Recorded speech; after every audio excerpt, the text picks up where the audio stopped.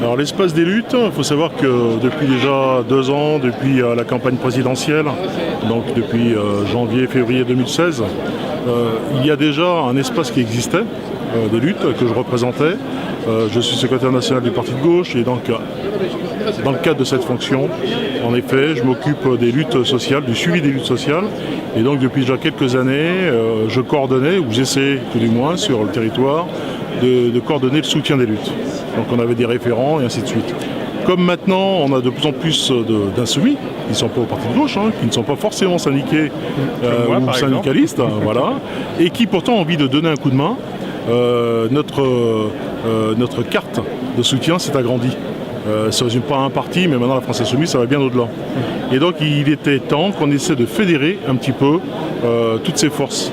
Et c'est ce que je me suis forcé de faire avec Daniel Simonet, tous les deux, pour essayer de créer un espace et un lien qui puisse réunir et des syndicalistes, des non-syndicalistes, mais des référents associatifs et des gens qui ont à cœur de pouvoir coordonner leurs efforts et s'occuper d'une tâche en particulier, et donc pouvoir recevoir toutes les demandes et être les référents, apporter des réponses, être capable dans l'action de se déplacer, d'agir en soutien, d'agir dans le cadre d'une formation, d'agir dans le cadre d'une animation particulière, dans le cadre d'un film, ce que tu es en train de faire, et pouvoir faire de la publicité, médiatiser, voilà.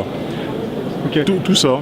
Très bien. Alors, par exemple, je vois qu'il y a des lanceurs d'alerte en fait dans l'espace des luttes qui gravitent un petit peu autour. Oui. Donc ça c'est un peu le cas exceptionnel. Par exemple, si on veut dénoncer une injustice et qu'on se sent proche de la France Insoumise, en gros c'est ici qu'il faut. Voilà, c'est la bonne porte. Il faut rentrer dans cet espace des luttes sociales et donc on sera en référence avec Céline Boussier, mais aussi d'autres. On a des lanceurs d'alerte du nucléaire, on a d'autres lanceurs d'alerte, et donc ce seront eux qui prendront à cœur donc cette tâche et seront capables de juger déjà de la manière dont il faut porter l'information. Et récupérer l'information, puis après on verra ce qu'on peut en faire. Bon, ça c'est le cas exceptionnel, on va dire, c'est un peu les héros du quotidien. Mais si jamais on veut contribuer d'une manière plus humble ou moins exceptionnelle à l'espace des luttes, comment est-ce qu'on s'y prend ? Eh bien, déjà en laissant ses coordonnées, de telle manière qu'on puisse être appelé et donc sollicité. Il faut savoir aussi que comme on veut agir dans les secteurs régionaux, c'est bien de pouvoir nous dire la région où en particulier on espère opérer, de telle manière qu'on puisse être aidé.